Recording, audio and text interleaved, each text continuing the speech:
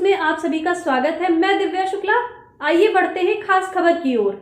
बड़ी खबर सामने आ रही है, जहां महोबा में एक और व्यापारी से मांगी गई 5 लाख की रंगदारी। पुलिस के लाचार कानून व्यवस्था सवाल के घेरे में। जानकारी के अनुसार महोबा जनपद में बढ़ते अपराध से कानून व्यवस्था लाचार पड़ते हुए नजर आ रही है। बीते दिनों जनपद के पनवाड़ी कस्बे में सराफा व्यापारी से सोने चांदी की लूट के बाद गोली मारकर हत्या करने के मामले में पुलिस के अभी तक हाथ खाली हैं। तो अब एक और व्यापारी से 5 लाख की रंगदारी मांगी गई है, जिसे न देने पर व्यापारी की हत्या करने की भी बदमाशों ने धमकी दी है। दरअसल आपको बता दें कि पनवाड़ी थाना कस्बे क्षेत्र के अलीपुरा में रहने वाले सराफा व्यापारी अजय कांत सोनी की नकाबपोश 4 सशस्त्र बदमाशों ने गोली मारकर लूट की वारदात को अंजाम दिया था, जिसकी 3 दिन चलते इलाज के बाद मृत्यु होने से व्यापारियों में खासा आक्रोश भी है। आज ही सबका अंतिम संस्कार भी किया गया है। इसी बीच पनवाड़ी थाना कस्बे के सुभाष नगर निवासी बिल्डिंग मटेरियल के व्यापारी महेंद्र सिंह राजपूत को व्हाट्सएप में मैसेज भेजकर एक अज्ञात बदमाश ने 5 लाख रुपए की रंगदारी मांगते हुए धमकी दी है और मैसेज में कहा है कि यदि 2 दिन में 5 लाख नहीं दिए तो जैसे एक व्यापारी की हत्या की गई है वैसे ही तेरी भी हत्या कर परिवार को बॉडी दी जाएगी। इसके बाद से व्यापारी और उसके परिवार दहशत में है और अपनी जान मान की सुरक्षा की गुहार थाने में तहरीर देकर लगाई है। वहीं व्यापारियों ने इस बात को लेकर खासी नाराजगी जताई है। संवाददाता मोहम्मद सरफराज की रिपोर्ट। किस तरह का मामला है? आज आपने शिकायत की है कोतवाली पनवाड़ी में। कल रात में 9:30 बजे के लगभग मेरे व्हाट्सएप मोबाइल पे एक मैसेज आया है कि तुम्हारे पनवाड़ी में अभी एक मर्डर हुआ, दूसरा नंबर शायद तुम्हारा होगा, वरना नहीं तो 5 लाख रुपए चाहिए हमें। फिर आज सुबह करीब 7:30 बजे मेरे मोबाइल पे व्हाट्सएप वॉइस कॉल आई। उसने बोला महेंद्र राजपूत जी बात करें। मैंने कहा, बोले कल हरपालपुर में आके मुझे 5 लाख दीजिए। फिर जाके हमने थाने में शिकायत की। और मैसेज में क्या लिखा था? किस तरह की भाषा है क्या? उसमें यही लिखा था कि 5 लाख रुपए चाहिए है और तुम्हारी पनवाड़ी में एक मर्डर हो गया है, शायद अगर आपने पैसे का इंतजाम नहीं किया है तो दूसरा नंबर शायद तुम्हारा होगा। क्या चाहते हैं, क्या मांगे आप?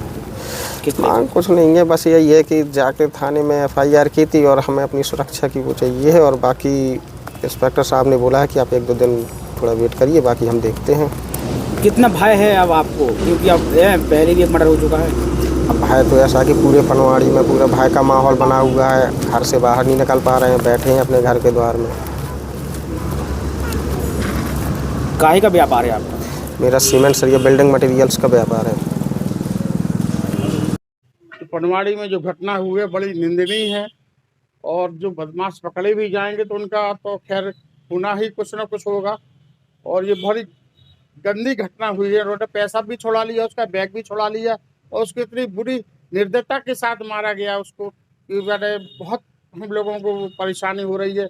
सारे व्यापारी एक होकर के पनवाड़ी बंद रहा, पहाड़ भी बंद रहा और महोबा में 2-3 घंटे की हमने बंदी रखी है। तो पुलिस से बेखौफ है अपराधी।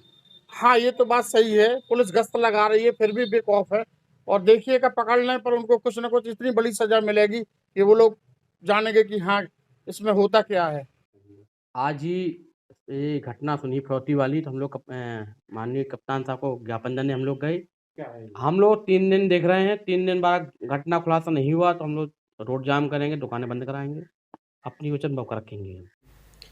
देखिए, जो पनवाड़ी क्षेत्र में एक सुनार व्यापारी के साथ एक लूट की घटना हुई, साथ में उन पर अटैक किया गया, जिसके ऊपर उचित धाराओं में मुकदमा पंजीकृत किया गया है और इसके अंदर 10 से भी अधिक टीमें लगातार कार्रवाई कर रही हैं और आसपास के जितने भी जनपद हैं उनकी भी टीमें हमें इसमें पूरा सहयोग कर रही हैं और उम्मीद है कि बहुत जल्दी इसका हम खुलासा करेंगे।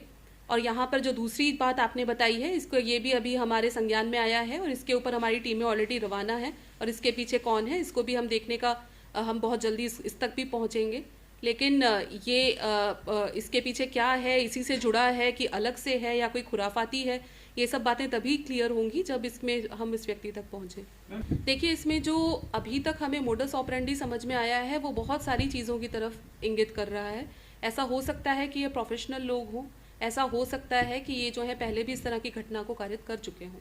इसीलिए यहाँ के और आसपास के जितने भी जनपद हैं वहाँ से सभी इस तरह के अपराधियों की सूची मांगी गई है और जहाँ जहाँ पूर्व में इस तरह की घटनाएं हुई हैं उनके जितने भी टेक्निकल डेटा हैं उनका भी सहारा लिया जा रहा है, उनका भी एनालिसिस किया जा रहा है और जिस भी तरह का ये के लोग होंगे, अगर हमारे जनपद के हैं चाहे इंटर डिस्ट्रिक्ट हैं, उनको ज़रूर बहुत जल्दी पकड़ा जाएगा।